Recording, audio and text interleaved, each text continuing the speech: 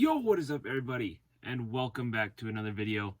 And yes, I'm wearing a Chiefs jersey. This isn't, it's the closest thing I could find. I think the other ones are in the wash right now. But yes, week 3 picks. Started off with a bang last night, or whatever night it was. San Francisco 49ers pretty much kicked the crap out of the Giants. Wasn't even particularly close. And I think, as most part, we all got that one right. And yes, this is my first prediction video of the year. But keeping track on them on ESPN, I somehow missed one last week. I mean, I got it wrong anyways. I thought the Bears, would finally wake up and beat the Bucks. So really, we are below average at this point at 16-7, and that's not acceptable. And I think this week we're gonna turn things around here. Starting off with the Tennessee Titans and Cleveland Browns, this one shocks me that the Tennessee Titans are actually underdogs in this game.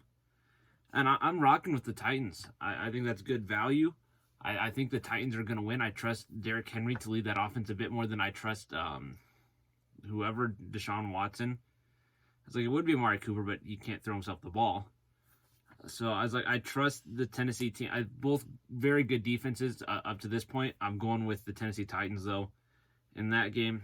Now, perhaps these next two will be like the games of this opening window.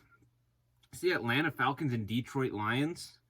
That's the first one we have here. And this one, I've been back and forth on. The public is very heavily leaning the Lions, which I am too. I'm leaning the Lions, but the Falcons have played great this year. Their rushing attack, as we all knew, was terrific. Desmond Ridder's playing pretty well. He's not turning the ball over, which is massive. And Kyle Pitts has a touchdown, which seems weird to say out loud. But then you look at the Lions. A lot of people didn't have them losing last week to the Seahawks, especially after beating the Chiefs. They did. Bounce back week, potentially. I'm leaning the Lions. Though if this one ends up in a Falcons win, I will not be shocked at all. The next one, the other one I have for opening window game, that's the New Orleans Saints at the Green Bay Packers.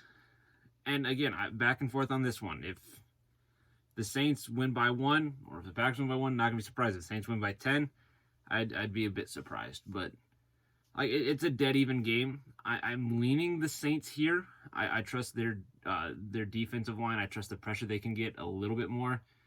Especially if Bakhtiari's not playing, Elton Jenkins isn't playing. I trust it to put a bit of pressure on Jordan Love. This is the best defense he's played all year, and probably in his career. I don't remember all of his exact games before this year.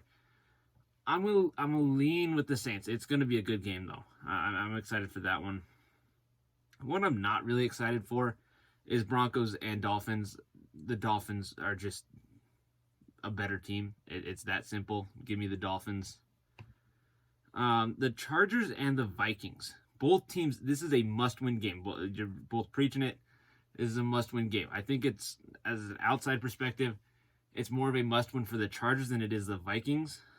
Just the Chargers, I think, are going to have a much tougher schedule throughout the rest of the year. And the Vikings also play in the NFC, and the NFC seems a little weaker. So I think it's more of a must-win for the Chargers, and I do actually give them the edge here. The turnovers from Minnesota has not been inspiring. So go ahead, give me the Chargers for that one.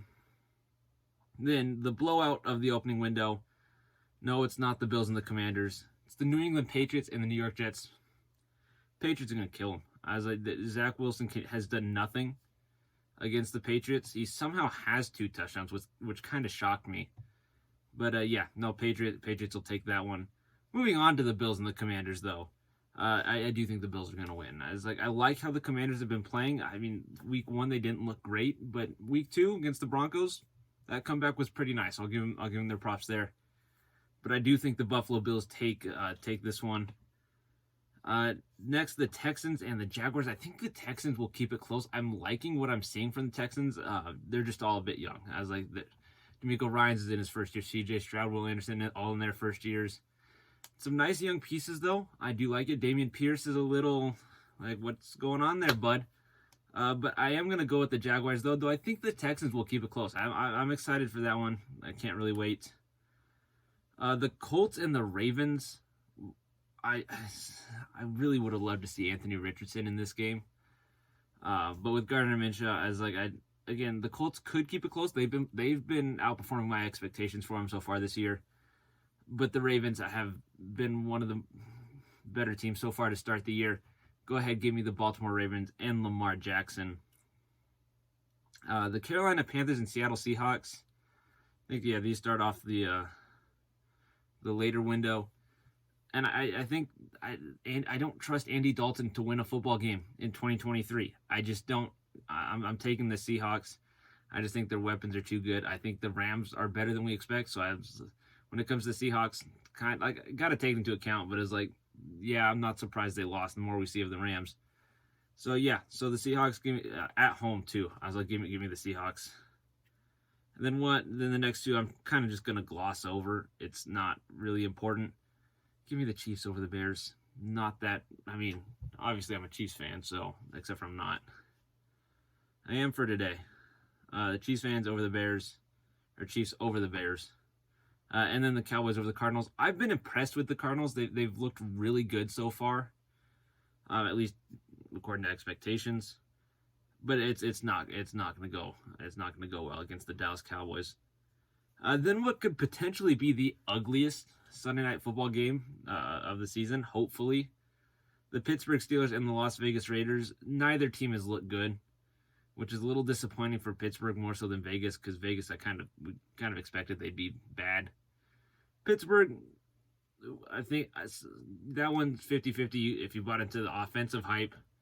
Then the Steelers could have been good. If you didn't, then they're exactly what you expected because their defense has carried them. I was gonna say through the first 2 weeks, but they got blown out in the first week. So last week their defense carried them, and I think they do the same thing here. I think T.J. Watt. I think the Steelers are just a whole different team when he plays. As for the Raiders, I think they'll make it a game because their skill positions are just so much better on offense than the Steelers, but they have no defense to speak of outside of Max Crosby, really. So I'm going to go with TJ Watt and Alex Highsmith and the Steelers defense to take the win in that one, like 10-7 or whatever it ends up being. The Eagles and the Buccaneers, the more I think about it, the more excited I get.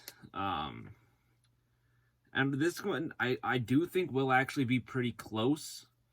And either way you want to look at it, if you want to look at it as the Eagles defense makes one more stop than the Bucs defense, or the Eagles offense really just doesn't get is able to score that one more possession than the Bucs offense. Either way you want to look at it, I think the result's the same. The Eagles win.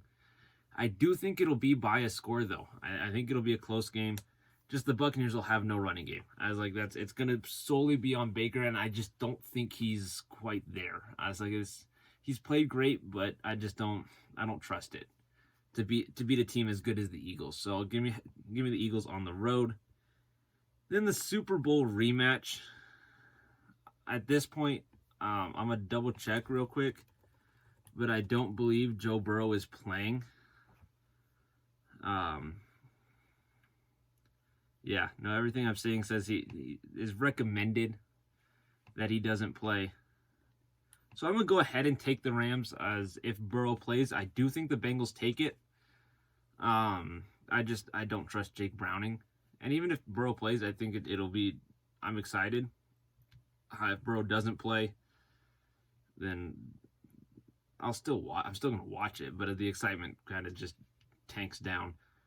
So go ahead, give me the Rams for this one, though I might need to make a revised video. If Joe Burrow does end up playing, we'll have to see Monday when that comes. But if y'all enjoyed, please leave a like, subscribe. I'll see y'all later. Adios.